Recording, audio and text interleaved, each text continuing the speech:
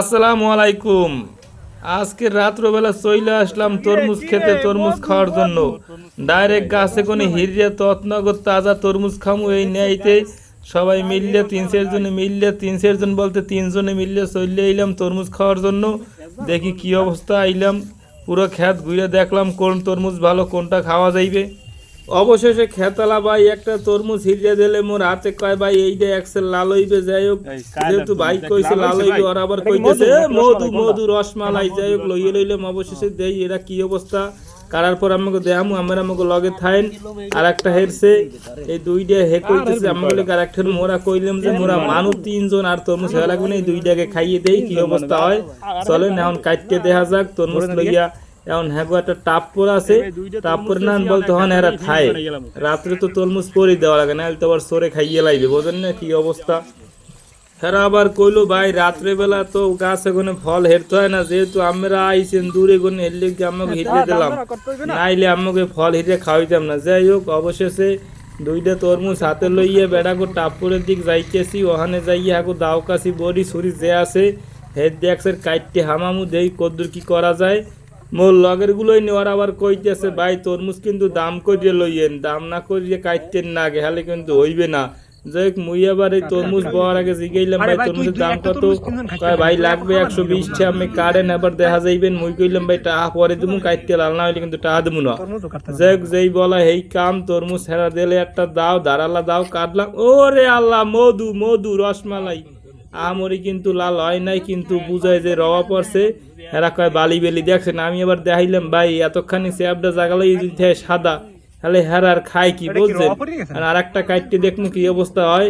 আল্লাহ ভরসা, আল্লাহ ভরসা, আল্লাহ এইটাই তো হয়েছে তরমুজ ভাই, একের লাল মধু রসমালাই।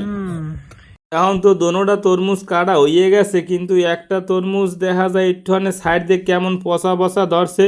যাই কোটা আর একটা ফালি দিলে বোঝা যাইবে যে তরমুজটা ভালো না পচছে। একটা ভালো লাল হইছে আর একটা ভালো লাল হয় নাই। যাই হোক, কপাল বোক যে আনলে কপালে হেইয়েই হইছে কাটছি। এখন হইছে ভাই যে তরমুজ কিন্তু পচলে বা লাল না হইলে আরো দেওয়া লাগবে।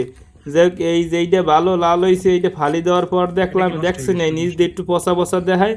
যাই হোক, পচা যেই হাকুদার কইলাম হ্যাঁ কবে সমস্যা নাই, আমি আর একটা দেবো। মোরাও আবার মোর লগের পোলা হয়নি কইলে ভাই আর একটা বদলাই দিতে হবে না, লইবে না। অবশেষে এক মুরব্বী কাক করলে হে কাজ দে বাইরে দূরে কোনে খাইতে আইছে, হ্যাঁ আর একটা তরমুজ ফিরে দিয়ে দে। মোক আবার একটা তরমুজ ফিরে দিয়ে দিলে দেই কদ্দুর কি করা যায়। আসলে পচা হে আবার নিয়ে দেখি কইলে ভাই এখন পচা না খাওন যাইবে, কোনো টেনশন নাই। যে চিন্তা ভাবনা করি ভালো একদম তরমুজ হাতে লইলে মান খাইয়ে দেই কি অবস্থা। মধু মধু তৈছে, মিষ্টি কদ্দুর লাগে হাও তো দেখতে হইবে, বোঝেন নাই। দেখা গেছে হাটে বাজারে বিভিন্ন জায়গায় কিন্তু তরমুজ পাওয়া যায়, কষ্ট করে খেতে যাওয়ার কোনো প্রয়োজন হয় না। কিন্তু হাটে বাজারে যে তরমুজ পাবেন ওগুলো কিন্তু কেমিক্যাল যুক্ত অনেক সময় থাকে, সেটা অনেকে বুঝবেন অনেকে বুঝবেন না। কিন্তু খেতে গেলে যেহেতু আমরা তরমুজের মাঠে এসেছি, নিজেরা গাছ থেকে ছিঁড়েছি, এটা অরিজিনাল এবং কোনো কেমিক্যাল ছাড়া, কেমিক্যাল মুক্ত। খেতে কিন্তু খুবই স্বাদ, খুবই মজা। যেই রকম লাল সেই রকম মিষ্টি, সবই আল্লাহ তাআলার অশেষ রহমত। আলহামদুলিল্লাহ আলহামদুলিল্লাহ। তরমুজ ক্ষেতের বাইরে আবার কি করলো, লাস্টে একটা তরমুজ দিয়ে দিল, যেহেতু একটু পচা বা একটু নষ্ট বাজছে, এই জন্য বললো ভাই আপনাদের জন্য আর একটা তরমুজ ফিরে দিয়ে দিলাম, আপনারা এইটাও খান। যেহেতু আমাদের তিনজনের এই দুইটা তরমুজ খাইতে খুব কষ্ট হইতেছে, শেষ পর্যায়ে মানে একটা ফাইল এই জায়গার এক লোককে দিলাম যে আপনি খান। তারা বলতেছে যে আমরা তো সবসময় তরমুজ খাই, আমাকে লাগবে না, তোমরা খাও বাবা। তাই জোরাজোরি করে দিলাম। দেওয়ার পর